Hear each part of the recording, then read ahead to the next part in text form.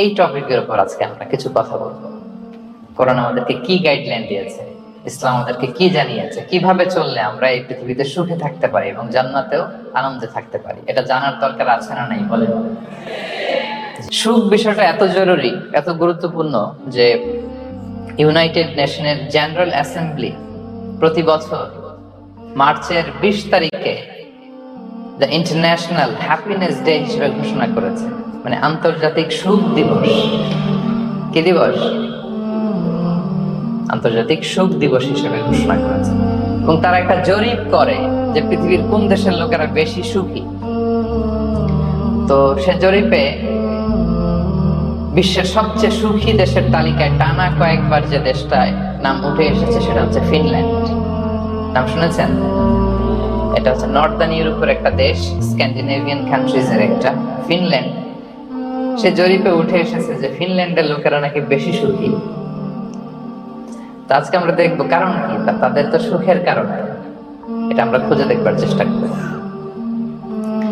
ফিনল্যান্ডে একটা ইউনিভার্সিটি আছে, university of হেলসিঙ্কির একজন রিসার্চার জেনিফার ডি পাওলা, সে দুইটা কারণ উল্লেখ করেছে বেসিকলি, যে বারবার ফিনল্যান্ডের নাম উঠে আসছে কেন, কেন তারা সুখী। তো প্রথম যে কারণটি সে আইডেন্টিফাই করেছে সেটা হচ্ছে তাদের হেলদি লাইফস্টাইল।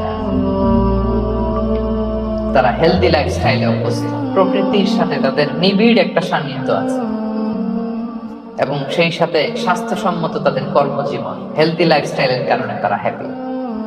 তা আমি খুঁজে দেখলাম যে এখন ফিনল্যান্ডের লোকেরা হেলদি লাইফস্টাইলের কথা বলে, যেটা বিষ্ণু ইসলাম 1500 বছর আগেই আমাদেরকে জানিয়ে গিয়েছে, ঠিক কিনা বলেন? আপনি যদি বিষ্ণু ইসলামের বায়োগ্রাফি একটু চেক করেন, দেখবেন যে কতটা অর্গানিক লাইফ বিষ্ণু ইসলাম লিড করেছেন। প্রকৃতির সাথে বিষ্ণু ইসলামের সম্পর্ক যে কতটা নিবিড় ছিল আপনি শুনলে অবাক হবেন। ওনার শৈশবের দিকে যদি আমরা তাকাই, আমরা দেখবো যে তিনি মক্কায় জন্মেছেন ঠিকই, কিন্তু মক্কায় বড় হয়েছেন বনু সাদে। জানেন আপনারা?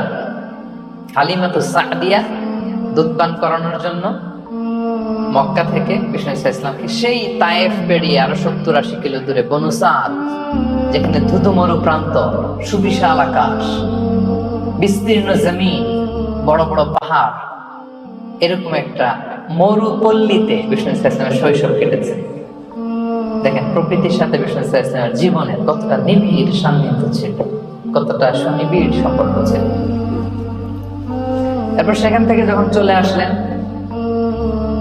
he started his career as a shepherd, রাখাল হিসেবে ক্যারিয়ার শুরু করলেন। পাহাড়ি উপত্যকা মাড়িয়ে তিনি ছাগল চড়াতেন, মেষ চড়াতেন। পৃথিবীর সব নবীরা ছাগল চড়িয়েছেন। মরুভূমির রুক্ষ পরিবেশ মাড়িয়ে মরু ঝড় সাইমনকে মোকাবেলা করে তিনি কাফেলা নিয়ে এদিক থেকে ওইদিকে যেতেন। 27টা যুদ্ধে সরাসরি নেতৃত্ব দিয়েছেন। আল্লাহু আকবার। পাহাড়ে উঠতেন, মরুদ্যানে হাঁটতেন, খেজুরের বাগানে ঘুরতেন, তৃষ্ণা লাগলে কুয়া থেকে পানি তুলে খেতেন। এর চেয়ে অর্গানিক লাইফ আর হতে পারে ভাই?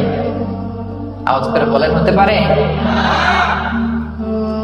ইভেন যেখানে ঘরের ভিতরে ঘুমাতেন, ঘরটাও ছিল খেজুর পাতার ছাউনি দিয়ে, খেজুরের পাতা, ডাল, ছোবড়া, এগুলো দিয়ে বালিশ, তোশক, জাজিম বানিয়ে শুতেন। আর সবসময় অর্গানিক খাবার খেতেন। সুবহানাল্লাহ। তাহলে ফিনল্যান্ডের লোকেরা সবচেয়ে বেশি সুখী তাদের হেলদি লাইফস্টাইলের কারণে, প্রকৃতির সাথে নিবিড় সম্পর্ক। কিন্তু বিষ্ণু ইসলাম এই ঘটনা ঘটার 1500 বছর আগেই জানিয়ে গিয়েছেন যে হেলদি লাইফস্টাইলের কোনো বিকল্প নেই। পুরো লাইফটাই ছিল ওনার healthy, organic. Jennifer de Paola দ্বিতীয় যে কারণটি উল্লেখ করেছেন যে ফিনল্যান্ডের লোকেরা এত সুখী কেন, সে বলেছে যে তারা টেনশন ফ্রি লাইফস্টাইলে অভ্যস্ত, কোনো পরিস্থিতিতে উদ্বিগ্ন হতে চায় না, যে কোনো সিচুয়েশন ঠান্ডা মাথায় ডিল করে। বিষ্ণু ইসলামের বায়োগ্রাফির দিকে তাকান, তিনিও তাই করেছেন সারা জীবন। সাধ্যের সবটুকু বিষ্ণু ইসলাম করতেন, সর্বোচ্চ চেষ্টাটুকুন করে চেষ্টার প্রচেষ্টা শেষে, কর্ম শেষে ফলাফলের জন্য তিনি আল্লাহর উপর নির্ভর করতেন। তাওয়াক্কুল আলাল্লাহ। উদ্বিগ্ন হতেন না, মাথা ঠান্ডা রেখে সিচুয়েশন ডিল করতেন। এর কারণ আমাদের জীবনে এমন অনেক কিছু ঘটে যায় যেটার উপর আমাদের কোনো হাত থাকে না। তো তো যেটার উপর আমার নিয়ন্ত্রণ নাই সেটা নিয়ে আমি উদ্বিগ্ন হয়ে লাভ আছে? কথা বলেন, উদ্বিগ্ন হয়ে লাভ আছে? জীবন আপনাকে অনেক কিছু দিবে, আবার কেড়ে নিবে। আল্লাহ এভাবেই পৃথিবীটাকে সাজিয়েছে। ইয়াউমুন লাকা ওয়া ইয়াউমুন আলাইকা, একদিন আপনার ভালো যাবে, আরেকদিন খারাপ যাবে। ওয়া তিলকাল আইয়ামু নুদাবিলুহা বাইনান নাস, আল্লাহ বলেন যুগটাকে আমি ঘুরিয়ে ফিরিয়ে মানুষের সামনে এভাবেই আনি। This is the routine work of this দুনিয়া। দুনিয়ার রুটিন ওয়ার্ক এইটা। আজকে ভালো, কালকেও যে ভালো যাবে এমনটা নয়, কালকে খারাপ যাবে। আজকে তার খারাপ যাচ্ছে, পরশুদিন আবার তার ভালো দিন যাবে, ঠিক কিনা বলেন? অন্য এক সূরায় আল্লাহ তাআলা বলেছেন ফাইন্না মাআল উসরি ইউসরা, নিশ্চয়ই কষ্টের সাথে আছে স্বস্তি। আজীবন মানুষ কষ্টে থাকে না, দুঃখের পরে থাকে সুখ। দুঃখের পরে কি থাকে? সুখ থাকে। এজন্য উদ্বিগ্ন হওয়া যাবে না। বিষ্ণু ইসলামের জীবনী থেকে আমরা এটাই শিখি, উদ্বিগ্ন হওয়া যাবে না। তিনি বলতেন ওয়া'লাম আন্নামা আসাবাকা লাম ইয়াকুন লিয়ুখতিআক ওয়া মা আখতাআকা লাম ইয়াকুন লিয়ুসিবাক রুফিআতিল আকলাম ওয়া জাফফাতিস সুহুফ। ওনার কাজিন আব্দুল্লাহকে ডেকে বললেন, আব্দুল্লাহ, যেটা তুমি পাওয়ার সেটা তুমিই পাবা, কোনোদিন মিস হবে না। এটা যেটা তোমার হওয়ার কথা ছিল এটা তুমি পাবাই, এটা মিস হবে না। আর যেটা তোমার নসিবে নাই, যেটা তুমি পাবা না, গোটা বিশ্বের সব ক্ষমতাকে হাতের মুঠোয় আনলেও সেটার দেখা তুমি পাবে না। তো এজন্য উদ্বিগ্ন হয়ে লাভ আছে বলেন? আমরা আমাদের সর্বোচ্চ চেষ্টাটুকু করব, তারপর ফলাফলের জন্য আমরা ভরসা রাখবো, নির্ভর করবো একজন সত্তার উপর। আওয়াজ করে বলেন তো, তিনি কে? তাহলে ফিনল্যান্ডের লোকেরা এই যে হ্যাপি হয়ে খুব বেশি খুশি, এত বেশি খুশি হওয়ার কিছু নাই। এগুলো আগে থেকে আমরা জানি, কি বলেন? জানি না আমরা? জাস্ট একটু প্র্যাকটিস করে নিজের জীবনের সাথে মানিয়ে নিতে হবে। সম্মানিত সুধী, আপনি যদি কোরআনকে জিজ্ঞেস করেন যে what is the Quranic formula of happy life, সুখে শান্তিতে থাকার জন্য কোরআনিক ফর্মুলাটা কি, কিভাবে আমরা সুখী সমৃদ্ধ জীবন পেতে পারি, কোরআন আপনাকে দুইটা জিনিসের কথা বলে। নাম্বার 1 হচ্ছে ফেইথ, নাম্বার 2 হচ্ছে গুড ডিড। আই রিপিট, আমি আবারও বলছি, নাম্বার 1 ফেইথ, বিশ্বাস, আল্লাহর উপর অগাধ বিশ্বাস এবং আস্থা। 2 নাম্বার হচ্ছে গুড ডিড, মানে সৎকর্ম, নেক আমল। যার মধ্যে দুইটা থাকবে তাকে সুখী সমৃদ্ধ জীবন দান করবে কে? Faith and good deed will be happy in your life, for the sure I'm telling you. এই দুইটা যদি এনশিওর করতে পারেন, আপনাকে সুখী সমৃদ্ধ জীবন দিবে কে?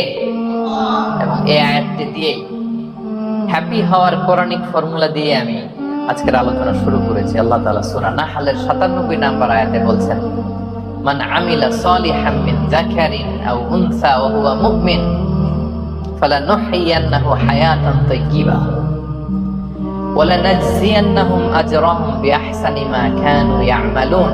বিশ্বাসী নারী কিংবা পুরুষ তারা যদি সৎকর্ম করে, তাদেরকে আমি সুখী সমৃদ্ধ জীবন দান করব। অর্থগুলো খেয়াল করে শুনেন। আল্লাহর কথায় কোনো ফাঁক ফোকর থাকে না, আল্লাহর কথায়, নবীর কথায় ফাঁক ফোকর থাকে না। আল্লাহ তাআলা বলছেন বিশ্বাসী নারী কিংবা পুরুষ তারা যদি নেক কাজ করে, সৎকর্ম সম্পাদন করে, তাহলে তাদেরকে আমি সুখী সমৃদ্ধ জীবন দান। তাহলে আমরা যদি আল্লাহ বিশ্বাস করি, আল্লাহর উপর বিশ্বাস আস্থা থাকে এবং সৎকর্ম সম্পাদন করি পৃথিবীতে, তাহলে আমরা সুখী এবং সমৃদ্ধ জীবন লাভে ধন্য হব। প্রিয় ভাইরা, তবে একটা জিনিস আমাদের মাথায় রাখতে হবে আলোচনার শুরুতেই, সেটা হচ্ছে এই যে হ্যাপিনেস বা সুখ, এই পৃথিবীতে যে সুখ, happiness in this worldly life, in this দুনিয়া ইজন্ট পার্মানেন্ট, ইটস টেম্পোরারি। পৃথিবীর সুখটা এটা পার্মানেন্ট, এটা অস্থায়ী, টেম্পোরারি। পার্মানেন্ট সুখ দেয়া হবে জান্নাতে। আওয়াজ করে বলেন কোথায়?